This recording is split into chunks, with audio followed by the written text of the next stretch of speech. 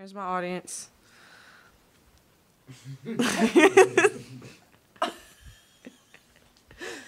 1, 2, 3, go. My name is Savannah, and the other day I was watching the first Senate debate. During the debate, Mr. Cruz mentioned a landmark case having to do with the Second Amendment. Having no idea about this case, I researched it. So today, I will inform you about the Supreme Court landmark case, Heller v. District of Columbia. Now, most of us know what the District of Columbia is, but who is Heller? Dick Heller is a California native who served in the Army and then went on to become a District of Columbia Armed Special Police Officer. He became an advocate of the Second Amendment after an event in the 70s. According to the article Dick Heller, published by the Heller Foundation, Heller became interested in the Second Amendment liberties when his house was shot up in the 70s. So, the 1970s were a long time ago, but let me talk to you about what led up to Heller's case against District of Columbia.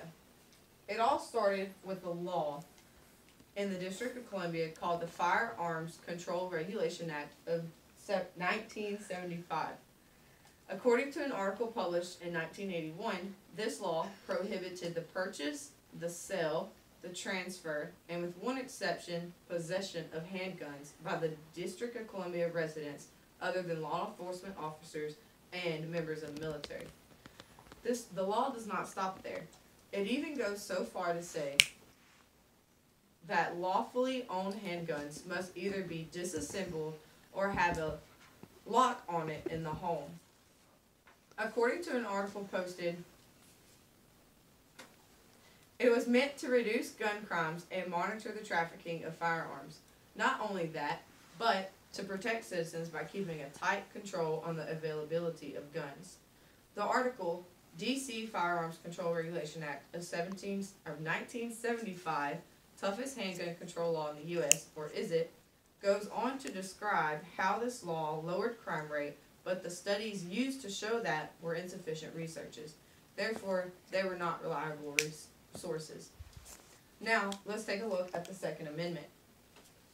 According to an article posted by Cornell Law School, the Second Amendment states a well-regulated militia being necessary to the security of a free state, the right of the people to keep and bear arms shall not be infringed. The article, Second Amendment, goes on to describe the individual right theory about the Second Amendment, that the amendment renders prohibitory and restrictive regulation presumptively unconstitutional. Now, on the other view, it describes the collective rights theory, which is described that citizens do not have an individual right to possess guns, that local, state, and federal legislative bodies therefore possess the authority to regulate firearms without implicating constitutional right. So, when Heller tried to register a firearm and was denied, he did something about it. So this goes to the case and the ruling. Heller, being a police officer, he could only carry a gun while on duty. He was denied to carry one in his home. According to an article published by Cornell University, Heller wanted to enjoin the city from enforcing the bar on handgun registration, the licensing requirement insofar as it prohibits carrying an unlicensed firearm in the home, and the trigger lock requirement insofar as it prohibits the use of functional firearms in the home. The article, Supreme Court of the United States, District of Columbia, ETAO versus Heller, states that the handgun ban and the trigger lock requirement, as applied to self-defense, violated the Second Amendment. The article also states, under any of the standards of scrutiny, the court has applied to enumerated constitutional rights this prohibition in the place where the importance of the lawful defense of self, family, and property is most acute would fail constitutional muster. This resulted in a 5-4 ruling by the Supreme Court allowing Heller to win the case, register a handgun, and carry it in his home. So, I hope this helped you understand the Supreme Court landmark case, Heller v. District of Columbia. From knowing who Dick Heller is, to the law that caused the case, to him winning, the Second Amendment is a big deal.